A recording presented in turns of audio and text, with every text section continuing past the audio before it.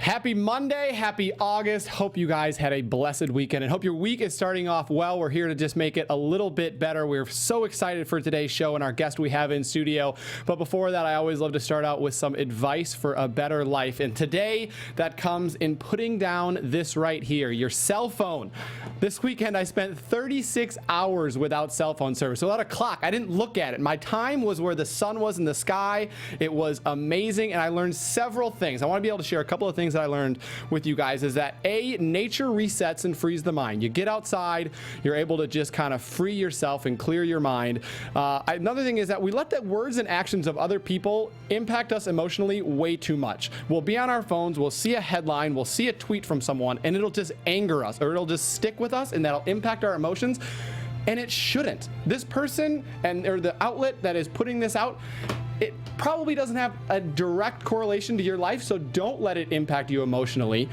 3, you can find a lot of things when you get lost. Rest is incredibly important to life. The things that you actually need in your life, very minimal. And finally, the world still spins when you turn your phone off. Don't worry, you're not going to miss as much as you think, and that world actually spins a little bit slower, so you can enjoy every single moment. So whether it's just once a week, whether it's once a month, whether it's once every 2 months, turn your phone off, and you'll see that the world is much bigger outside of that. So excited to talk with our featured guest today, who has done so many amazing TV shows. His new project, Insatiable, on Netflix drops August 10th, and he also is in The Death of Superman, an animated Justice League movie as The Flash on August 7th.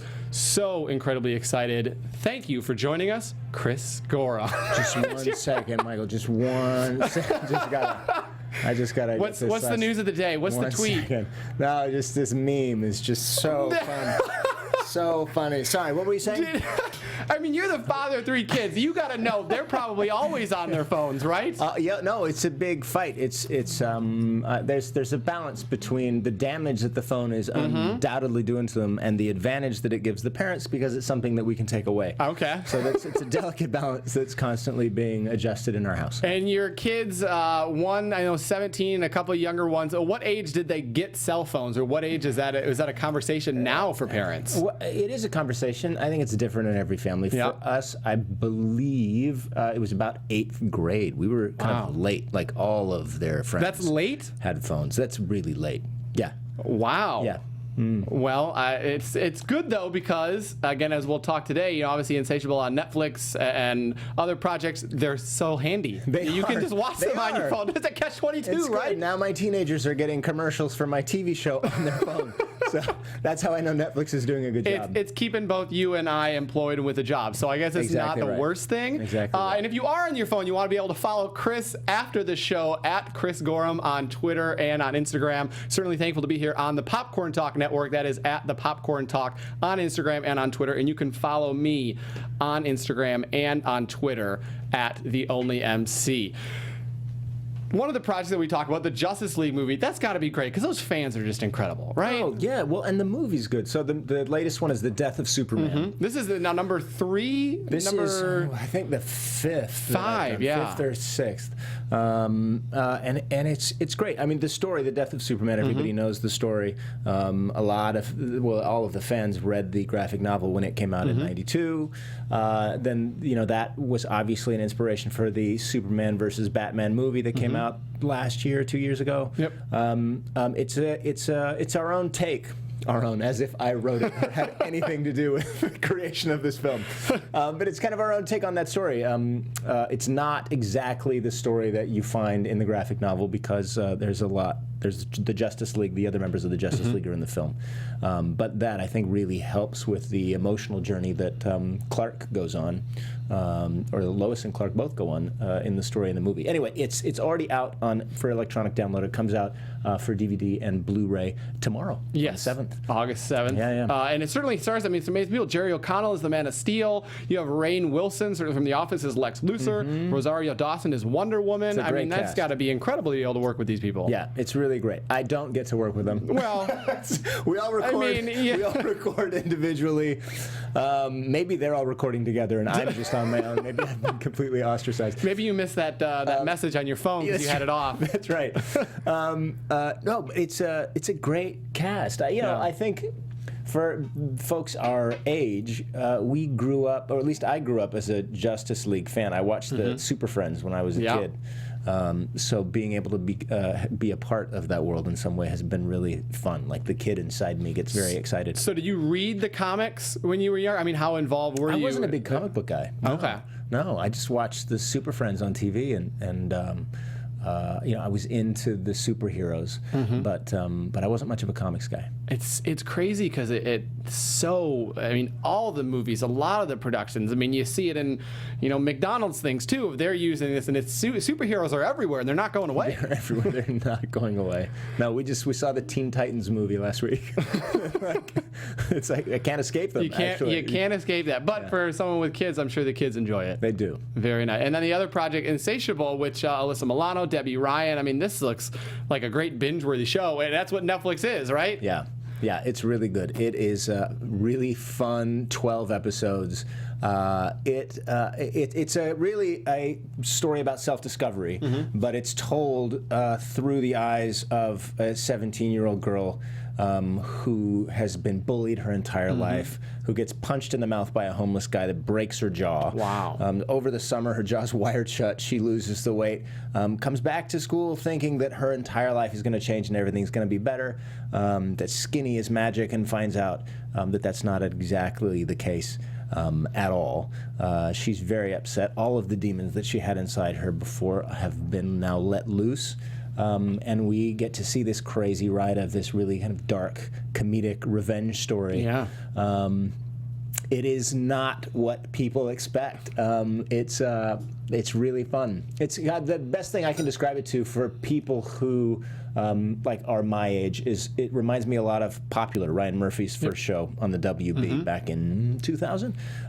It's like if that show had existed on Netflix. The tone is really fun. It's really colorful. It's really funny. It's a little dark. It's edgy. You won't be able to stop watching. Which is a good thing for Netflix, right? And this is one of your first Netflix projects where people can binge. And that's got to be interesting to know that people can just watch everything right away and see the whole thing. Yeah, I don't know what it's going to be like. The making of the show is just like making any other TV show. You just make it week by week and episode by episode. But the fact that to promote the show, we have a list of words that we're not even allowed to say because it might spoil something. Rhymes in with the season. I can't tell you. But there's whole things that don't even mention this, don't touch on it, don't allude to it, nothing. Completely stay away from these 12 words. But come Friday, when the show drops on Netflix, the whole season's out there. So, I don't really understand the rules of this. When is it okay to start spoiling things? Because when things come out week by week, that you're going to be able to talk about, this spoiler after episode 4 because it airs. But when episode 4 airs the same, whenever you want to watch it, when is it okay to talk about these spoilers? I feel like this is a big conversation for any friends who are watching the same show too, because when you talk about it, hey, have you seen the show? Yes, I love it. Can you believe what happens in episode 6? Right. No, because I'm on episode 3. Yeah. When is it okay to talk about what happens? That should be a Twitter poll. We should put out a Twitter poll. Will you do that? I will. I will definitely put out a Twitter poll of when is it okay to talk about something. Yeah. And I feel like this is... how many... So let's just keep it to Netflix shows. How many days after the show drops is it okay to talk about spoilers? Is it what are the realms that we're giving here? Here we go. I'm putting out this tweet right now. For anyone watching us live on YouTube, you can go to @TheOnlyMC on Twitter, and I'll have this up here in a couple minutes. Anyone who's following on iTunes, listening to this, you can again just go to @TheOnlyMC and be able to put this out. This is vitally important. It'll be vitally important, and Chris will retweet it, so we'll get it out and ask his people too. So we want to know we'll see how many days after Netflix show drops is it okay to give spoilers? Yeah. I don't All right. know. Choice 1. Well, let's be reasonable. You got to give people a couple days. 3 days. Well, 3 days. 3 days is a good quick turnaround. Yeah. Right. 4 episodes a day. That's doable. Yep. 3 days. 1 week is another one. Okay. And finally, we will go 3 weeks. 3 weeks. All right, so we're putting this out on Twitter right now. And that is the beauty thing of Twitter, isn't it? We're just putting this out, and you're like, hey, I want to know this. Or Instant Instagram's polls, you can do the same thing. Can you do that? I don't know how to do that. It'll engulf your life. After another show, is it okay? Here we go. We're doing this. And I want to know. Perfect. Always got to give it that once over. Fantastic. And I don't know if it's going to change anything because people will be like, oh no, my answer's still the right answer. So I'm just going to give the spoilers. Now you'll know if your answer is the right answer. And this is worldwide, what everyone will have to go by. Yeah, we're going to tell you after this. It's settled. What is it about acting? If someone asked you, why are you an actor? What's the answer that you give them? I think the answer's changed a lot over time. I decided I wanted to do this when I was 10. And mind you, I grew up in Fresno, California, which is 4 hours north of Los Angeles. My mom was a school nurse. My dad was an accountant. I had zero connection to the entertainment industry and absolutely zero understanding of how any of it worked. And yet decided this is what I was going to do for my career. So if I'm honest with myself, the reason that I started pursuing it was because I was getting attention for doing it at school and at the local dinner theater that I would perform at in Fresno, Roger Rocca's Music Hall. So really, it started out because I was getting attention and it felt good.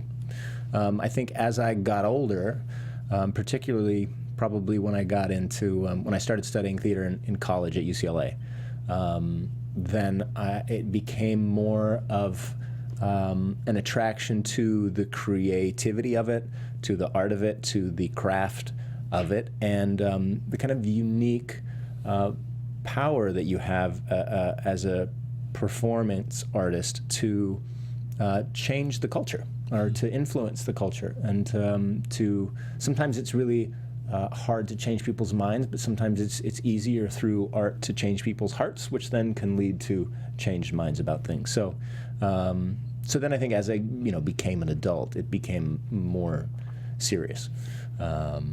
And now I have 3 kids, so I can't stop, Michael. I can't. I have to keep working because I have mouths to feed. Thankfully, I still love it. I had my very first agency meeting when I was graduating from UCLA. They asked me 2 questions that I remember. The first question that I remember answering correctly at the time was just point blank. He said, "Are you good?" And I believed I was, and I told him, and that was a test because being an actor professionally is really hard to do. It's a really tough business. It is a completely subjective art. The cream usually rises to the top, but it doesn't always. And one person's cream is one person's garbage. In this business, yeah, it's absolutely. It's sometimes really it's just the luck of the draw. And so I think he wanted to know that I believed in myself, because if you don't have that, then really you have no business putting yourself through this meat grinder. That crack of doubt can easily expand. Yeah, it really can. It's very easy because most of the time the feedback you're getting is that you should be doing something else. Yeah. Right? Most of the answers you get are going to be no. If you even get an answer. Yeah. Sometimes. Yeah, exactly right. Yep. Yeah. Usually the no is the silence that you hear when you're wondering. We'll let you know. No, we will not. Yeah. So I think that was something that was very important at the beginning that I had that was helpful to me. And the other thing is he asked me what kind of career I wanted. And I told him, I said, what I want is to still be doing this and loving it when I'm 90. Like I just want to be an actor. I just want to do that. And how exactly that plays out, I don't know how it's going to play out. But I just feel like this is what I'm called to do. Well, I feel like it's a career path too where you can do that because every 5, 10, 15 years you change the type of character that you can play. Yes. And if you truly love the ability to portray that person and be able to bring that person, quote unquote, to life, then you can do that all the way till you're 90. It doesn't matter. I mean, a couple weeks ago, we had Ed Asner in here who. Why is he still acting? Because he loves it. Well, that's the thing. Like some of the people that I've admired most that I've worked with, people like Betty White and Henry Winkler, are two of the happiest people who are filled with joy at work, and just love what they do and are still having fun. I mean, Betty. I did an episode of. Hot in Cleveland, and Betty turned 90 while we were there, and I mean, she's 90, she's 95 now, and was still just passionate about it and just love it and had so much fun and was willing to like goof around with me, and like we were taking like salacious pictures in bed and posting them on the internet. And she was game. I was like, I can't believe this is happening. I was like, I'm in bed with Betty. It's incredible. Like, Betty, rub my shoulders and nuzzle my ear. She was like, okay. What? Click. And that attitude it's so contagious to the people around on the set too. And yes, life is too short to be miserable doing something like this. There's plenty of other things you can do and be miserable doing. But this really shouldn't be one of them. No, and that you find something you love, and you'll never work a day in your life. Is what it always says. At 10 and even your teens, what kind of plays were you doing? And do you remember at a certain play or a certain character that you portrayed in the theater? We did Cheaper by the Dozen. At that local theater where I played, I don't know, one of the little kids, the little boy. The little boy. That little one. Yeah, that little one. Number 11. I don't know what his name was. But like really what I was doing a lot of was we were the pre-show for the dinner theater musicals. It was the junior company, so it was like little cabarets. We'd come out and do tap dancing and sing. It was like a little cabaret, a medley of songs about all kinds of stuff. But it was just a great training ground, and we had some just crazy talented people growing up at that time. Like I remember Audra McDonald doing Evita at 18 years old in this, in our little dinner theater in Fresno. And knowing then, like she was just this transcendent talent, and like how amazing is that like we can watch the beginning of what turned out to be what everyone knew it was going to be. Is this a fantastic, groundbreaking career? And that has to give you hope as someone younger, knowing that someone else in that same area has done that. Yeah, well, also, I've always had, like, just an unjustified confidence in myself, Like, really, the belief I've had in myself for my life sometimes is just really belies logic. I don't know where it comes from. So even then, I felt like, yeah, that's like me and Audra, That's like, we're going to do it, no problem. And I don't have what she has, but that confidence, thank God, has served me well. And I found, and I've had enough talent, and I work hard enough that I've been able to make a career out of it so far, anyway. Well, you're telling me about Betty White, certainly as a female icon, but obviously, I mean, you interned on Baywatch, too. There's a lot of probably nice women there that made it easier to pursue. Very pretty. Yeah. Did you find them? Oh, yeah, there it is. Nice, well done. Oh, yeah, this is great for our live YouTube audience. I mean, that's just fantastic. Right? Like, she was just laying there in bed resting, and like I'm the a-hole who's like, hey, Betty, can we take suggestive pictures together while you're laying there? Look at that. And she totally went for it. I couldn't believe it. She was all on board. Yeah. In fact, it was funny because Zach Levi had kissed her at her 90th birthday party like a week before. And we had followed each other on Twitter. So when I took that picture, I added Zach. And I was like, hey, Zach, I'm in bed with your girlfriend. And he unfollowed me. He unfollowed me. Never followed me again. So we're fighting. So we should not expect an answer on our Twitter poll from him. Or do you think, I mean, he might answer the Twitter poll if Netflix. Zach, he's probably still mad. Probably. Yeah. Well, Zach, I mean, we want you back, so just, get back on your phone. He might be on that phone break, too. Oh, he possibly. He might be. No, he's got a big movie coming out. I think he's probably busy promoting that. He probably is. So what was that? I mean, how old were you when you interned on Baywatch? Because that came out in '89. I mean, I was still in college. It was probably the summer before my senior year. That's right. That's what it was. Because how did you I shaved land my that? head that summer. It was pure nepotism, like the most random bit of nepotism, because my grandfather went to medical school with the dad of one of the creators of Baywatch in Kansas.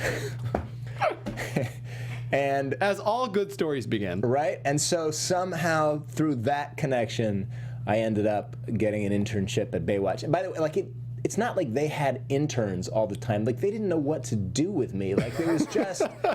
the creator of the show says, oh, we're going to have this kid come in and be an intern, and, he's going to spend a week in each department. And each week the department head was like, you're doing what? Who are you? Why are you here? What's happening? All right, go sit over there. So some departments were more helpful than others. But yeah, it was great.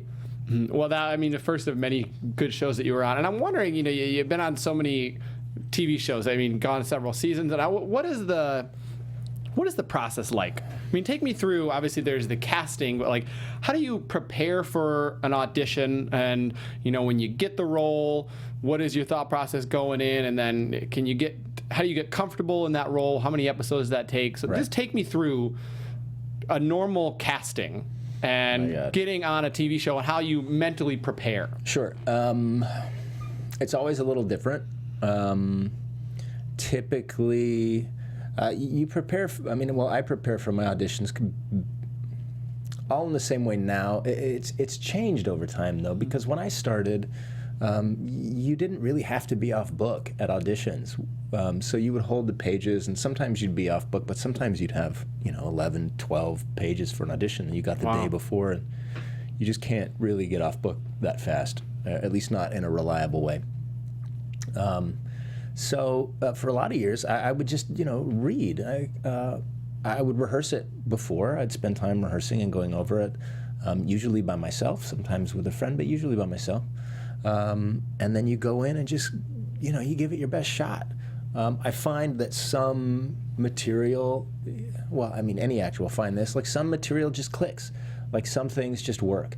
And then sometimes I'll get an audition and immediately know that, this is never going to happen. I would never cast myself in the role of, XYZ. First of all, because that's a terrible name for a character. No. Did you still go to those? Yes. Why? Because sometimes you're wrong. Popular was a great example. I was 25 probably when I was auditioning for that to play a high school kid. Mm-hmm. Now look, I have a baby face. I've always had a baby face. When I was 25, I looked like I was 12. Now I look like I'm 30 or something. But I looked like a baby, but I was a college graduate. I was a serious... took myself very seriously and just thought, this is ridiculous. I'm never going to get cast as this high school kid. And it was the cool kind of outsider high school kid. Yeah. So I was just screwing. I put a bunch of jewelry on. I sprayed a blue streak in my hair, put on a necklace, and just went in and was like, whatever, I don't care. And and then they just kept calling me back. And every time I was telling Anel, my fiance then and wife now, it was like, this is never gonna happen. What? This is never gonna happen. Until literally they cast me, and Ryan Murphy calls up and was like, congratulations. And I was like, I don't understand.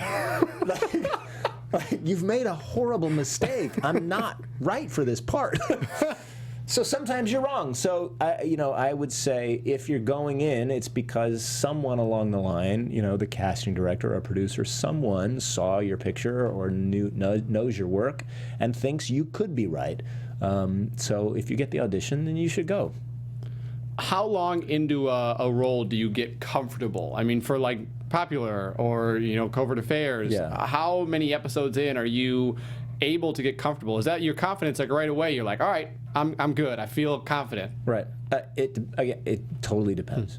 I think I did a show called Medical Investigation on NBC where I was playing a doctor. And that's the kind of thing where, because of the language of that, I'm sorry, I keep You're good. doing this like I'm at a wedding. Because of the language of that, and because of the way that show was written, it was so procedural. There was not a lot of character development going on, so I don't feel like I ever really got comfortable in who this guy was. So it was really challenging for me. That was the toughest gig that I'd had. For Covert, I was playing a blind veteran. So the physicality of that was very important, and it took probably halfway through the first season before I was really feeling like I had gotten it down. And it was the same for production. We figuring out how to shoot that. I remember one of the early episodes, we were shooting a walk and talk where there were three characters, me and Piper and I think probably Kari Machet, were walking down a hallway, and then in the middle of the walk, in the conversation, then we turn a corner and keep walking, and we'd already started shooting it before I realized, oh wait, how do I know they're turning the corner? Wait a minute. We just have two branching and you just keep going straight. Yeah, that's what would have happened because I wasn't holding on, I wasn't being led, I wasn't holding on anybody's elbow. And so we had to go back and reshoot it. I was like, this makes no sense, it doesn't work, we gotta go back and reshoot it. So there was a learning process, and that I think happens with anything. I think typically, and you see that in TV shows all the time, the pilot's one thing, and then episode 2, the whole show sometimes feels a little different, and then 3, 4, 5 episodes in, it really starts to find itself and hit its stride. Do you think some actors get too comfortable in a role? I mean, and they don't. They're like, all right, well, I landed it, I'm good. Yeah, for sure.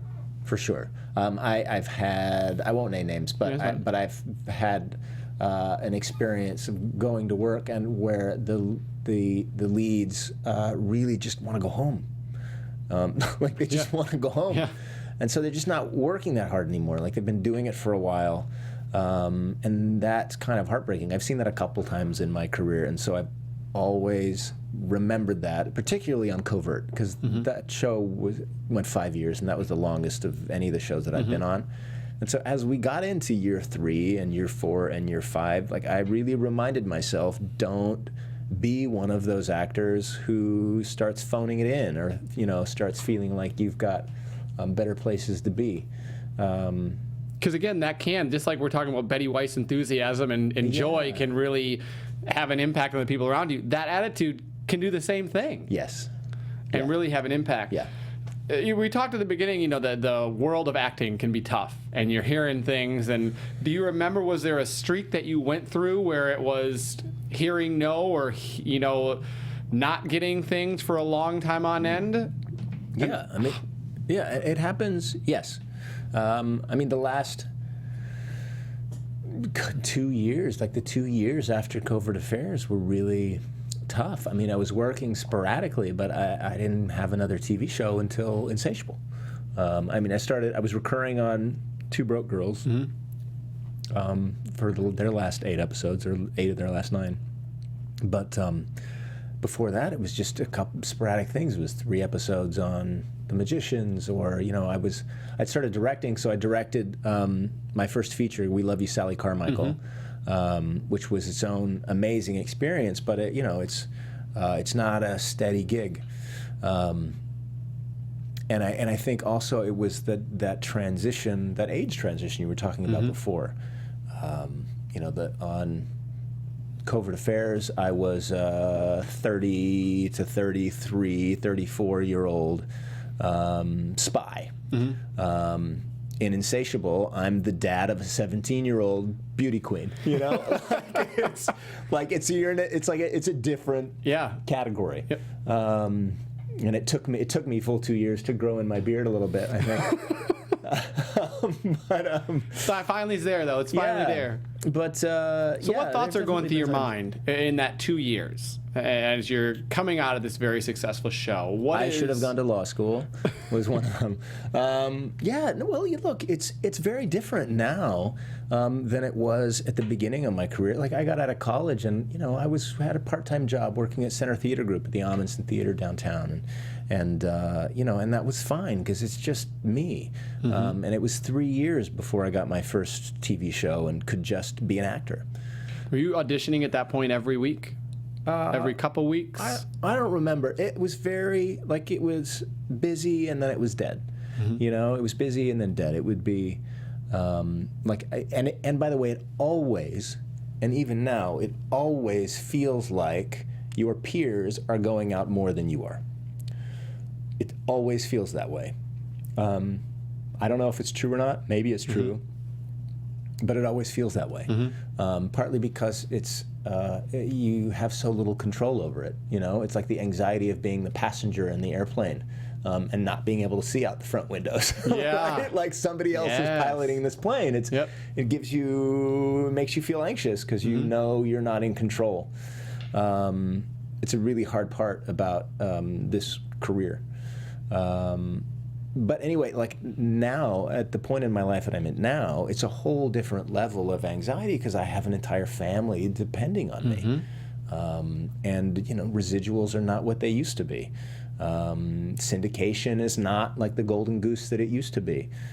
So I have to keep working. So there's a pressure now that there didn't used to be. And you can't force that, though, right? Can you force that, or is there? So how do you? No, and also you can't walk into a room with bringing that desperation of you can't because people can smell it. You just have to stay grounded. You have to just keep doing your work and just keep going in and doing the best job that you can do. That's all that you can do. The nice thing about acting that I try to remind people, especially young actors coming up, is acting is one of those things that you can always do. It doesn't always have to be your career. If you really love acting, but your acting career isn't what you'd hoped it would be, you can do something else and still act. There's plenty of opportunities. Like there's local theater. There's you can do that. You can make your own movie on your phone now. It's incredible. If you're passionate about it and want to do it.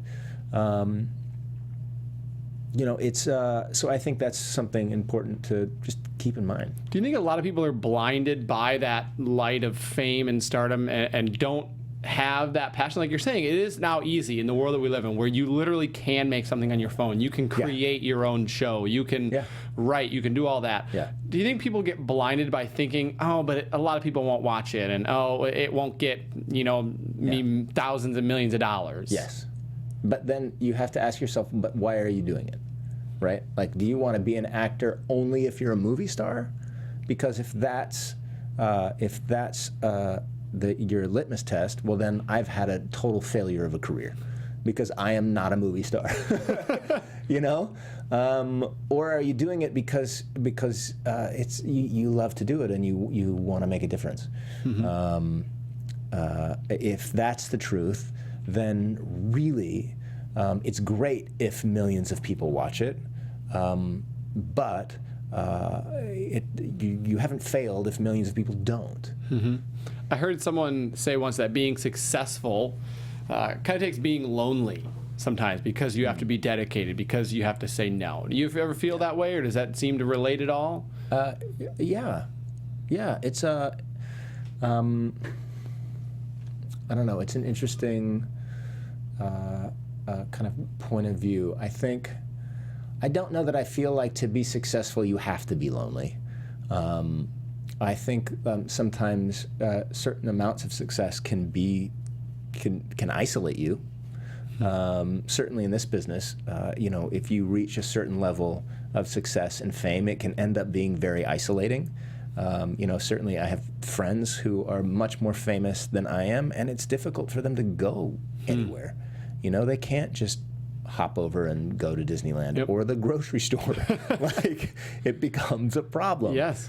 So I think in that sense, it can be isolating. Also, I think sometimes the hardest working people, you end up self-isolating yourself just because you've thrown yourself so much into your work that you lose track of the rest of your life.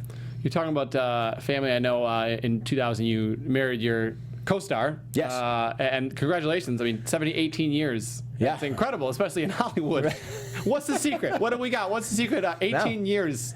I don't know. There's no secret. I think, I think a marriage is, like any relationship, it's kind of is what you make it, right? Like I think you have to if you take your vows seriously, I think if you remind yourself to not just love your partner, but respect your partner. And it's a choice that you make really every day. Like your marriage vows you make on one day, but then the choice to be married you make every day that you're married. And if you start making choices to not be married, Yep. well then you're going to go down that road, and the marriage is going to be over. Is that a discussion of what roles you play now, being someone who's in obviously a very serious relationship, the most serious relationship you can have, Yeah. but what roles you play as an actor? Is that a discussion of what you will do and not do on camera, and as far as the relationship with people on screen? It's interesting. It was more of an issue when we were younger. I mean, we got together very young. Yeah, we were in our 20s. Yep. And so, when we were in our 20s, I think like most people in their 20s, like you're very jealous. It's very new. And especially in this business where, an actor in his 20s is like, whatever show I was on, I was the love interest to some pretty actress, right? Or if it was my show, it was some pretty actress was coming in to play my love interest every week. And that's not a natural situation for a relationship, right? Like, that's a very weird thing to have to deal with. So that was tough early on for us. It's gotten easier as we've gotten older and, been more secure, I think. And That trust is it's built up a over thing. time. Yeah. Yeah, and especially when a young relationship and you're young in hard. Hollywood and the things people have done for success in this town. But also, like, I think for Anel and I, like, neither one of us has ever been all that interested in going to clubs and being at every premiere and the flashiness of it and the nightlife and that whole, that whole Hollywood scene that people have in their minds. That just wasn't our world. Like, we were both kind of small town kids and kind of liked living that way. Has your dreams of what you, I guess, want to do in acting changed since now you have 3 kids and obviously you've been married for 18 years? Has that changed of putting, family certainly so much higher than work? Well, you know what? Because we've had kids, the unexpected difficulty of being an actor has been the travel. Because I didn't know anybody in the business growing up, so I really didn't know how it worked, and I didn't know how often I was going to have to be away from home. And also, so much of television and film has moved out of Los Angeles since I started.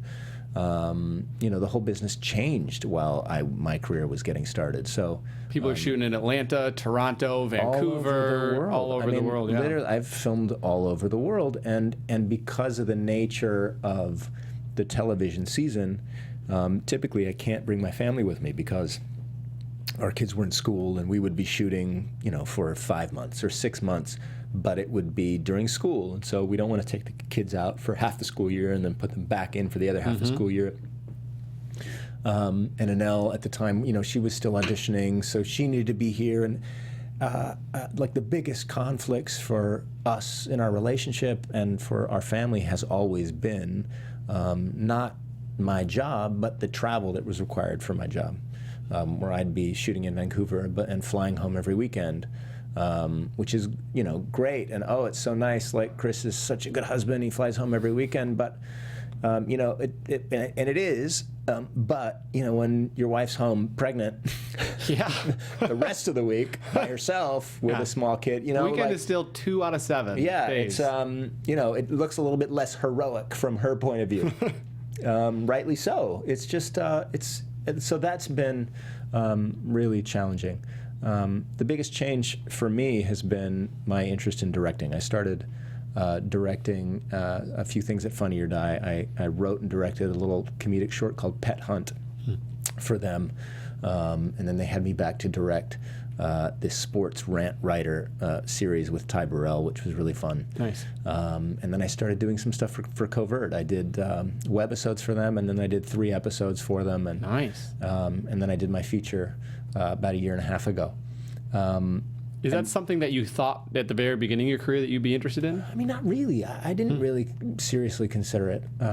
But the longer that I've been doing this, the more I've wanted to do that because it requires more. Like, I love being a part of a television show.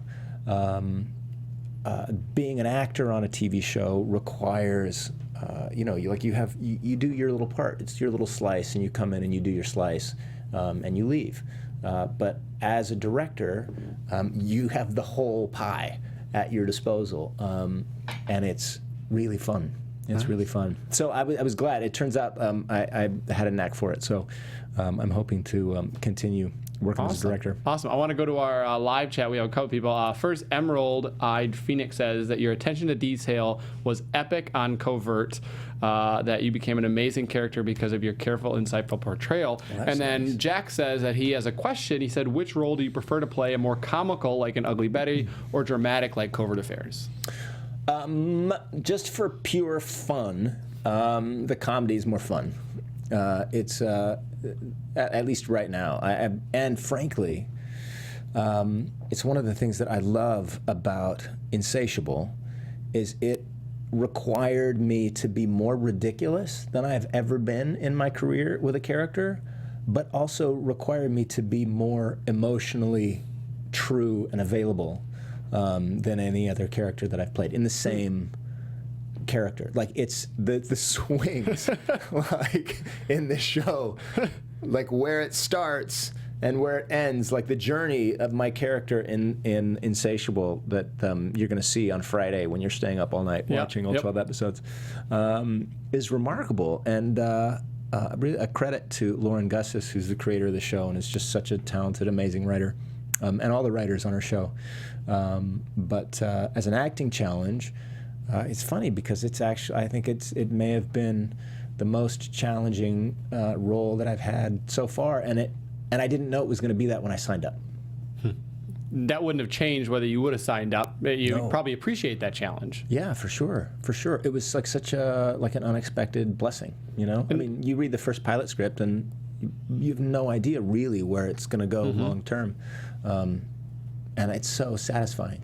Does each episode leave you at a cliffhanger? Does it make you? I know Netflix shows definitely do that a lot of times. That it's like, oh, well, I have to watch episode 2. Yes. Well, now I have to watch episode 3. Yes, and the deeper you get in, the faster the pace goes, and the more you want to keep going. Yeah, it's like, you know, you're like in a barrel heading toward Niagara. like there's no stopping. How many seasons do you think that could go? I mean, have you thought about that, of how many seasons that? Oh, I don't know. I haven't. Yeah, no, I don't know. It could go for. I mean, it could. But Lauren's she's a creative genius. So where it could go, I don't know. You know, Lauren Gussis was a writer on Dexter for many years. So just like imagine like a Dexter sensibility put into the world of Southern beauty pageants. Great mix. Yeah. Great mix. Yeah. What is your definition of success? You know, I think it's different for everybody. So for me, I think success is being able to support my family so that they're able to pursue their dreams and do the things that they want to do in their lives. And overcoming surmountable challenges. In acting, in life? In life. You you know, I don't know. I've never had like, it's funny, in college, for a while, I had a picture of an Oscar up in my closet. And then I took it down. And the reason is very revealing. Because I thought to myself, well, you know what? I don't know if I want that as a goal. Because when I win it, then I won't have any more goals. So I'm just going to take it down. And so other than that, like, I haven't really had like, I want this specific thing, and then I'm successful. Like, I've had a lot of success in my life. And what you learn every time you achieve something you've been chasing is that, well, then there's just the next hill, you know, like it's just the next thing. So I think, you know, maybe success is just getting up and keep moving after you've had a failure.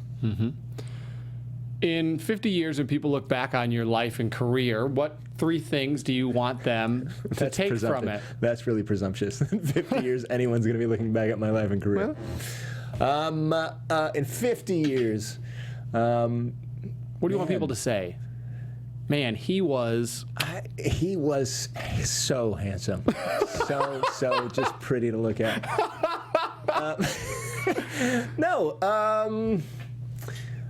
I don't know. I think I honestly don't know. It's not. I don't really think about things that way. Like, I kind of assume that after I'm gone, you know. Here's the thing. I'm a firm believer in. Like, did you see Coco? The Pixar movie? Yep, the new one. Yeah. So there's a great.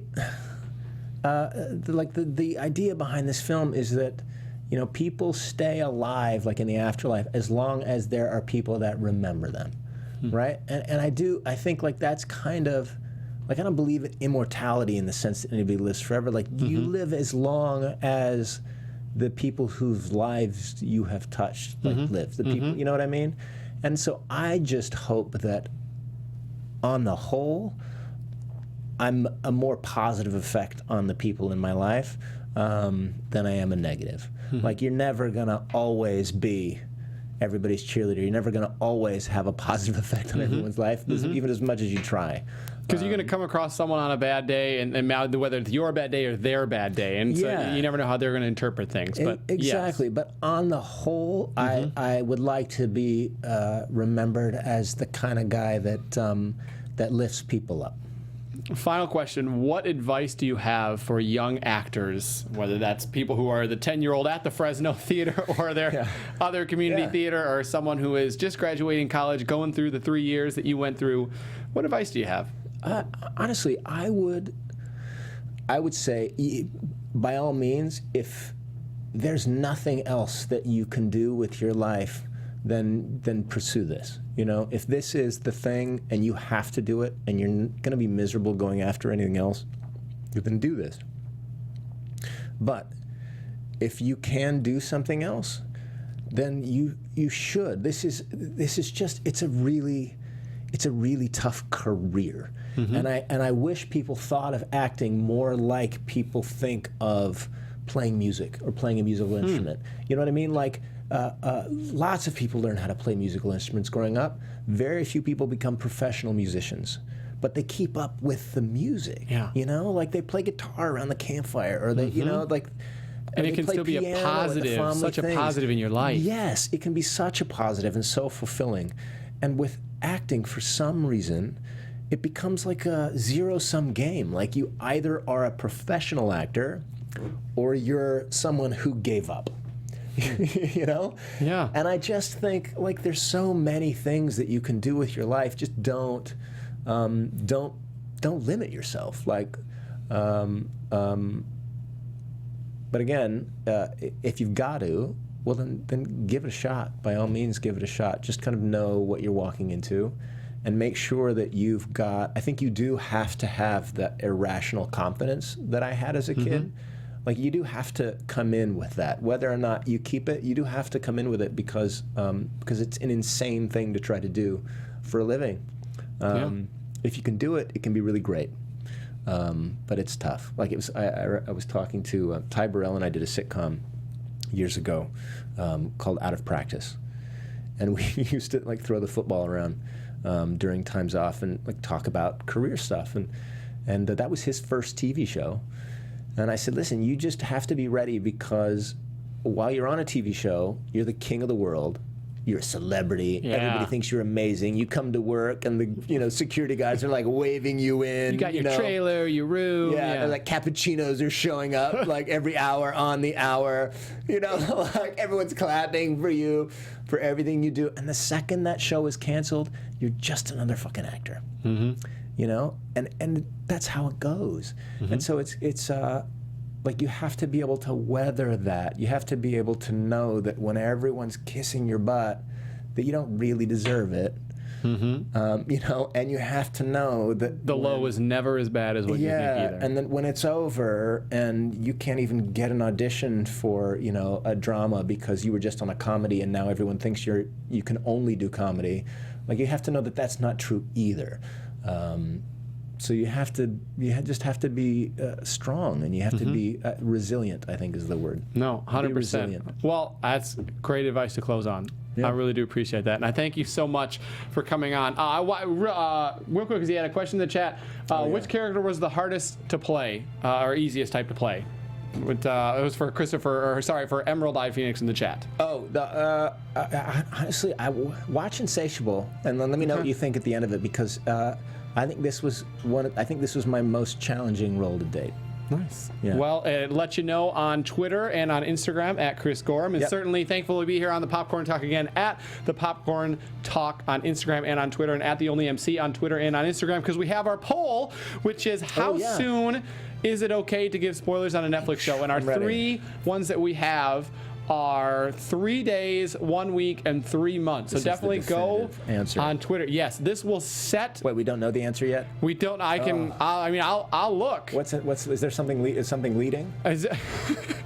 Right now we have 3 days leading. That's it. In 3 weeks. That's soon. That's fast. That's surprising. Wow. So when this comes out, you got till Monday. That's it. All right, folks. You've got till Monday to finish Insatiable. That's it. There we go. And I'm telling you everything, so hurry. Oh, man. Thank you so much to everyone who joined us in the live chat. We're asking questions. We're live here every single Monday on the Popcorn Talk, and we love to have people join us in the live chat. And certainly if you're joining us via Apple Podcasts as well, tell a friend, rate, comment, like, subscribe. Leave us some positive fan mail and positive messages. Please. And you know what? Do that on your phone, and then get off your phone for a little bit. Yeah, take a day, whether it's once a week, whether it's once a month, and be able to just explore the world outside of the media. It's out there. It is out there. You just got to search sometimes. So thank you guys very much for joining us. Hopefully this blessed your week. Hopefully it was some inspiration. We'll see you next week.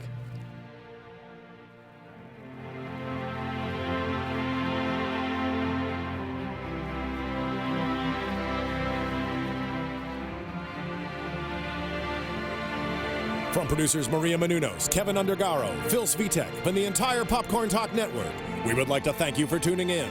For questions or comments, be sure to visit popcorntalk.com. I'm Sir Richard Wentworth, and this has been a presentation of the Popcorn Talk Network.